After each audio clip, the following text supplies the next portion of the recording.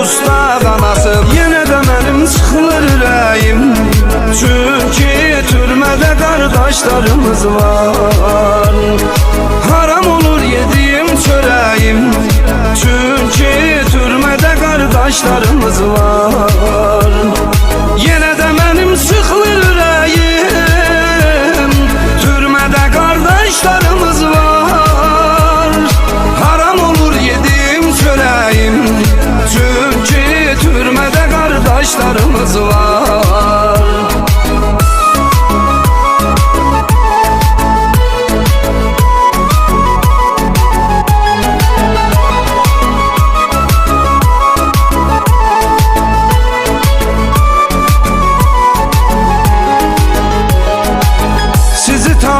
Necə məhkum